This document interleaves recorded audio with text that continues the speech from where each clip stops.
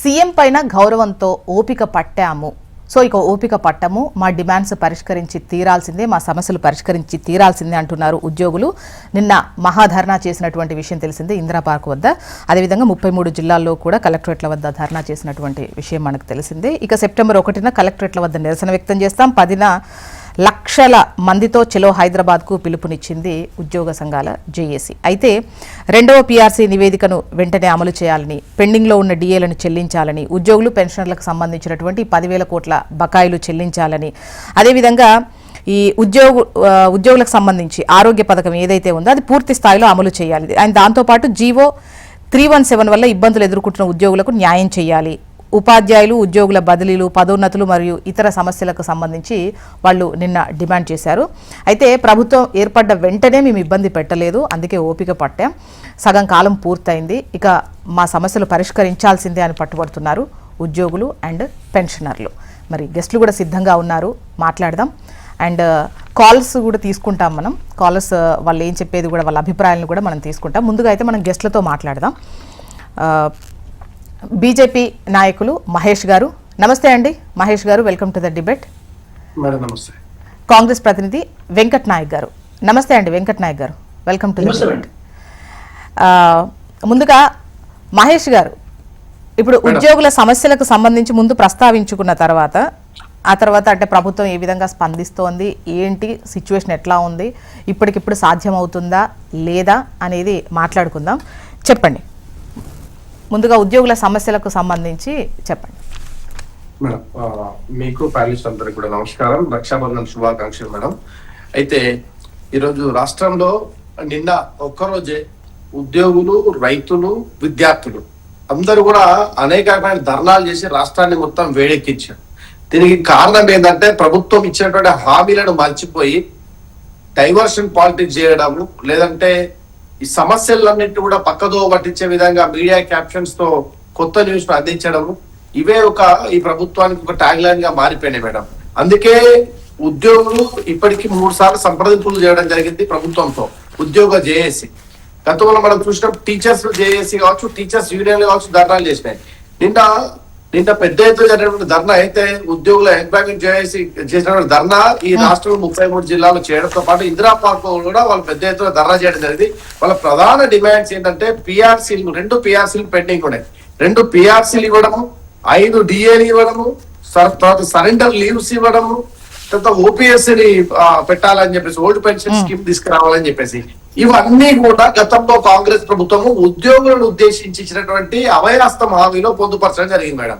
ఈ ఇచ్చినటువంటి హామీలను నెరవేర్చాలని చెప్పేసి వాళ్ళు ప్రశ్నించడం జరిగింది, పెద్ద ఎత్తున ఆందోళన చేయడం జరిగింది. అయితే ప్రభుత్వం నుంచి చేరడం లేకపోవడం చాలా బాధాకరమైన విషయము. ఇంత పెద్ద ఎత్తున ఉద్యోగులు రోడ్డు పైకి వచ్చిన తర్వాత కూడా ప్రభుత్వంలో ఇంటెలిజెన్స్ వ్యవస్థ కావచ్చు, ప్రభుత్వంలో అధికారులు కావచ్చు, కనీసం సంప్రదింపులు చేయకపోవడం, జేఏసీ నాయకులతో మాట్లాడకపోవడం బాధాకరమైన విషయం. వాళ్ళు కూడా రేపు సమ్మె బాట ఇది కంప్లీట్ గా మేము పెన్ డౌన్ చేస్తామని చెప్పేసి స్టేట్మెంట్ చేయడం జరిగింది. ఉద్యోగ సంఘ నేతలు నిన్న మాట్లాడడం జరిగింది.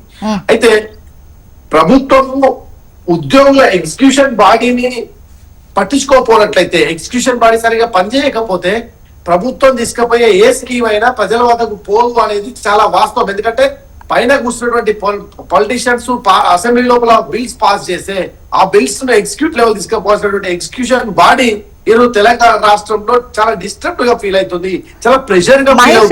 మహేష్ గారు, ఉద్యోగుల ఇష్యూకు సంబంధించి క్లారిటీ మిస్ అవ్వడం వల్లే ఇదంతా. అంటే ఒకటి బకాయిలకు సంబంధించి కావచ్చు, డిఏల పెండింగ్ వాటికి సంబంధించి కావచ్చు, ఇవన్నీ డెఫినెట్ గా చేయాల్సినటువంటి అవసరం ఉంది.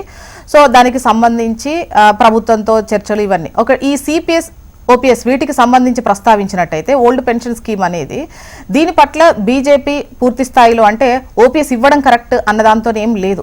బట్ ఉన్న వాటి అన్నింటికి సంబంధించి ఇప్పుడు ప్రభుత్వానికి వ్యతిరేకంగా మాట్లాడారు, లేదంటే ప్రభుత్వం చేయలేని సిచ్యువేషన్లో ఉంది, ఈవెన్ మీరు కూడా చేయలేని సిచ్యువేషన్లో ఉన్నారు అనుకున్నటువంటి టైంలో కూడా వీటికి ప్రతిపక్ష పాత్ర ఇక్కడ పోషిస్తున్నారు కాబట్టి మీరు సపోర్ట్ చేస్తారు. లేదంటే ఇప్పుడు మీరు ఓపీఎస్ చేయడానికి ఓకే ఉంటుంది, ఎందుకంటే అసలు ఈ ఓపీఎస్ ఈపీఎస్ ఈ విధానం అనేదే సంస్కరణలో భాగంగా వచ్చినటువంటిది. ఇది చేస్తేనే చాలా పరిమితులు అనేవి మీరు వెసులుబాట్లు కల్పిస్తారు. సో చేసి పెట్టారు. ఇప్పుడు మళ్ళీ దీన్ని వెనక్కి తీసుకొని అని అంటే అది కుదరని సిచ్యువేషన్ లాగా అవుతుంది. సో అటువంటి వాటికి కూడా ఇప్పుడు ఫలానా కావాలి, ఫలానా ఇవ్వాలి, ఇది ఇది ఇది ఇది కుదరకపోవచ్చు రాష్ట్ర ప్రభుత్వానికి అనేటువంటి చెప్పేటి ప్రయత్నం అయితే మీరు చెయ్యరు కదా. అంటే ప్రతిపక్షంలో ఉన్నారు కాబట్టి తప్పులంటే అన్ని తప్పులే. అట్లే మేడం, నేను అంటే ఓల్డ్ టైప్ ఆఫ్ డిస్కషన్ లాగా కాకుండా మేడం, నేను ఎందుకు నేను పరిష్కారం ఓన్లీ సమస్యలు ఎత్తి చూపడం కాదు, పరిష్కార మార్గాలు కూడా చెప్తున్నాం మేడం. ఈరోజు రాష్ట్ర ప్రభుత్వము ఒక పెన్షన్ విధానం పక్కకు పెట్టి మిగతా ఉన్నటువంటి విషయాలపైన ప్రభుత్వానికి క్లారిటీ లేదు. పెండింగ్ లో ఈరోజు పెండింగ్ బకాయి వాస్తవం కాదా, ఆరోగ్యశ్రీ పెండింగ్ ఉండే బకాయి కాదా, బకాయి కాదా వాస్తవం కదా. ఇప్పుడు మొన్న తీసుకుంటే హెల్త్ స్కీమ్ విషయంలో బీజేపీ రిప్రజెంట్ చేయడం జరిగింది. తెలంగాణ రావడం కంటే ముందే ఉద్యోగులందరూ కూడా కార్పొరేట్ స్థాయి వైద్యాన్ని పూర్తి ఉచితంగా అందించడం కోసము మంచి మెడికల్ విధానం తీసుకురావాలి, ఫ్రీ ఆఫ్ కాస్ట్ ట్రీట్మెంట్ చేయాలని చెప్పినాము. దానిలో భాగంగానే మన ప్రభుత్వం తీసుకొచ్చిన ఏదైతే partial part of the amount ఏదైతే ఎంప్లాయీస్ నుంచి మిగతా partial part of the amount government నుంచి ఈ తీసుకొచ్చిన డబ్బుల్ని కూడా హెల్త్ స్కీమ్ డబ్బులు కూడా ఇప్పుడు ఏం చేశారంటే ఆరోగ్యశ్రీకి లింక్ చేసిన కారణంగా గవర్నమెంట్ హాస్పిటల్సే వాళ్ళకి మళ్ళీ ఈహెచ్ఎస్ గా పోతున్నాయి తప్ప కొత్తగా కార్పొరేట్ హాస్పిటల్ దాన్ని ఇంక్లూడ్ చేసింది లేదా అనేదే వాళ్ళ వాదన. ప్రభుత్వం ఇన్ఎఫిషియన్సీ కారణంగానే జరుగుతుంది మేడం. ఇప్పుడు రిటైర్ అయిన బెనిఫిట్స్ ఇవ్వద్దని చెప్పేసి బీజేపీ చెప్తుందా? అది మేము కూడా అనలేదు కాదు, మీరు అంటున్నారు అని చెప్పేసి. నేను ఎందుకు అంటున్నాను మేడం, ఓన్లీ పెన్షన్ విధానంలో కూడా మ్యూచువల్ ఫండ్స్ లో ఏదైతే కొత్త పెన్షన్ విధానంలో మ్యూచువల్ ఫండ్స్ లో వాళ్ళు ఇన్వెస్ట్ చేసిన దాన్ని బట్టి వాళ్ళకి వచ్చే రిటర్న్స్ మీద డిపెండ్ అయింది. దీని విషయంలో కూడా మా మల్కి కుమరయ్య గారు మొన్న ఎలక్షన్స్ కంటే ముందు వాళ్ళు ఏదైతే హామీ ఇచ్చారో ఈ స్టేట్ నుంచి ఒక రిప్రజెంటేషన్ తీసుకెళ్లి కేంద్ర ప్రభుత్వం కూడా కలవడం జరిగింది. నేను ఏమంటున్నా, ఈ విషయంలో ముఖ్యంగా ఈ రాష్ట్ర ప్రభుత్వం ఉద్యోగుల విషయంలో నేను చెప్పినటువంటి డిఎల్ విషయంలో కావచ్చు, పిఆర్సీల విషయం కావచ్చు, సరెండర్ లీవ్స్ విషయం కావచ్చు, ట్రాన్స్ఫర్ల విషయంలో కావచ్చు, ఏదైతే రిటైర్మెంట్ బెనిఫిట్స్ విషయంలో కావచ్చు, వాళ్ళ హెల్త్ రిలేటెడ్ ఇష్యూస్ లో కావచ్చు, బీజేపీ అడ్డుపడ్డదా లేదా బీజేపీ చేసిన విమర్శల్లో తప్పు ఉందా అనేది మీరు దయచేసి తెలియాలని మేము కోరుకుంటున్నాం మేడం. రాష్ట్ర ప్రభుత్వం వాళ్ళతో కూర్చొని మాట్లాడి సమస్యను సాల్వ్ చేయాల్సిన అవసరం ఉందా అని చెప్పేసి, అవసరం ఉందా లేదని కాంగ్రెస్ పార్టీని అడుగుతా ఉన్నా మేడం. రాష్ట్రంలో ఉన్నటువంటి ఉద్యోగులు ఎగ్జిక్యూషన్ బాడీ రోడ్లపైకి వచ్చేసి నిరసనలు చేస్తా ఉంటే ట్రాన్స్ఫర్లు ప్రమోషన్ల విషయంలో అడ్డుపడుతున్నది ఎవరు? వాళ్ళకి కావాల్సిన వాళ్ళకి ట్రాన్స్ఫర్లు దగ్గర వేసుకోవడం, కాని వాళ్ళందరినీ కూడా దూరం వేయడం ఈ ప్రభుత్వానికి ఆనవాయితీగా మారింది. బ్యాంక్ అన్నప్పుడు అందరికి బ్యాంక్ ఉండాలి, ట్రాన్స్ఫర్లు కొద్ది మందికి బ్యాంక్ లేకుండా. ఏమైనా ఎగ్జాంపుల్స్ చెప్తారా అండి? అంటే కావాల్సిన వాళ్లకు దగ్గర వేసుకోవడం, వద్దనుకున్నటువంటి వాళ్లకు అంటే ఎంతమందికి ఉద్యోగులకు అనేస్తారు ఏంటి అని? ఎందుకంటే ఇప్పుడు జీవో 317 ప్రకారము ఆ జోన్లు మల్టీ జోన్స్ అవ్వడము, సో దాంతో ఇబ్బంది అయింది, అది కూడా తీయాలని చెప్తున్నారు. కానీ అక్కడ కావాల్సిన వాళ్ళు లేని వాళ్ళు అంటే కాని వాళ్ళు అన్నటువంటి సిచ్యువేషన్ కాదు కదా అది. 2021లో జీవో 317 వచ్చిన తర్వాత వాళ్ళకు ఉన్న ప్రాంతాల్లో కాకుండా ఇతర ప్రాంతాలకు వెళ్లాల్సినటువంటి ఈ జోన్ల విభజన జరగడం వల్ల, సో ఓవరాల్ డిస్ట్రిక్ట్ అంటే ఉమ్మడి జిల్లాగా చూడకుండా జోన్లుగా మల్టీ జోన్స్గా విభజించబడడం వల్ల ఒక ప్రాంతం నుండి ఇంకో ప్రాంతానికి వెళ్లాల్సి వచ్చింది. సో అవి వాళ్ళు వ్యతిరేకిస్తున్నారు, సో చెయ్యాలి అని అంటున్నారు, అది ఓకే. కానీ కావాల్సిన వాళ్లకు వేసుకున్నారు, కాని వాళ్లకు అనేది ఇక్కడ ప్రస్తావన వస్తుందా?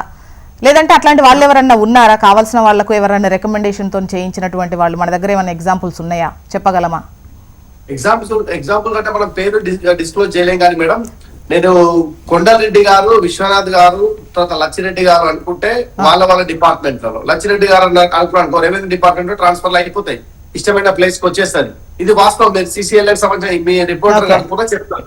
అట్లా ఈ విషయంలో ఏదైతే ఉద్యోగ ట్రాన్స్ఫర్ విషయంలో యోగితారాణి గారు టీచర్స్ డిపార్ట్మెంట్ సంబంధించి ఆ మేడం చూస్తుంది.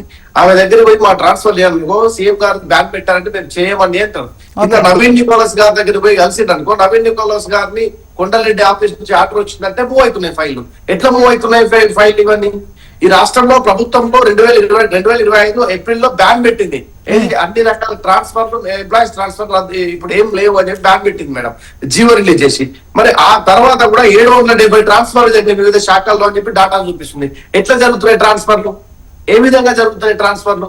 అంటే ఒకవైపు నీ జీవో నువ్వే కాదంటున్నావు కదా. నేనేమంటా మేడం, రాష్ట్రంలో అధికారంలో ఉన్నప్పుడు అందరినీ సమానంగా చూడాల్సినటువంటి తండ్రి పాత్ర ప్రభుత్వంలో దాన్ని విస్మరించింది కాబట్టి. మహేష్ గారు మళ్ళీ